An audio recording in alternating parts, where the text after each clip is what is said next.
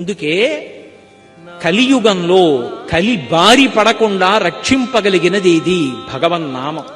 అంతటి శ్రేష్టమైనటువంటి భగవన్నామాన్ని ఎవడు పట్టుకుంటాడో వాడు ధన్యాత్ముడు. యమధర్మరాజు గారు దూతలందరికీ సమావేశం పెడతాట.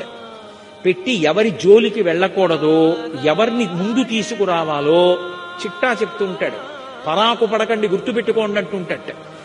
ఎవరిని ముందు తేవాలి? కలలో కూడా వాడికి భగవంతుడి పాదాలు కనబడవు. అలాంటి వాడిని ముందు తీసుకురండి.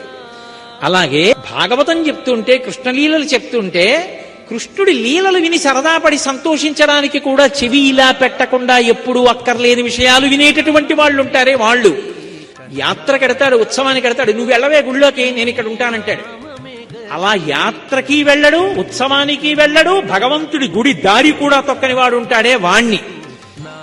అసలు సమస్త బ్రహ్మాండములలోని తీర్థసారం ఎక్కడుంటుందంటే, పరమ భాగవతోత్తముడై భగవంతుణ్ణి నమ్ముకున్న వాడి పాదాల అడుగున ధూళిగా ఉంటుంది.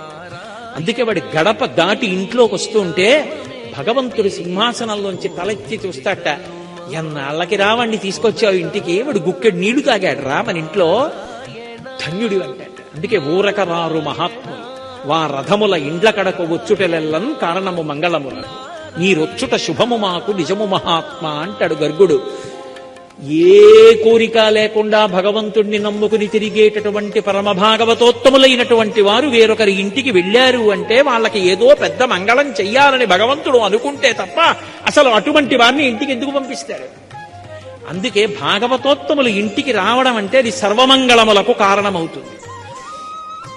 పై ముందట భవజలధీ దాపు వెనుక చింతా జలధీ అలము నడుమ సంసార జలధీ ఏపయేది ఇవి తెగనీదుటకు త్రిలోకములు కీడు నరకములు అందిటి స్వర్గాలవే మీద చెంది అంతరాత్మ శ్రీ వెంకటేశ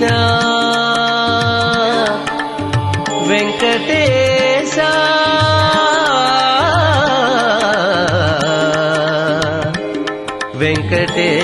వెంకటేశ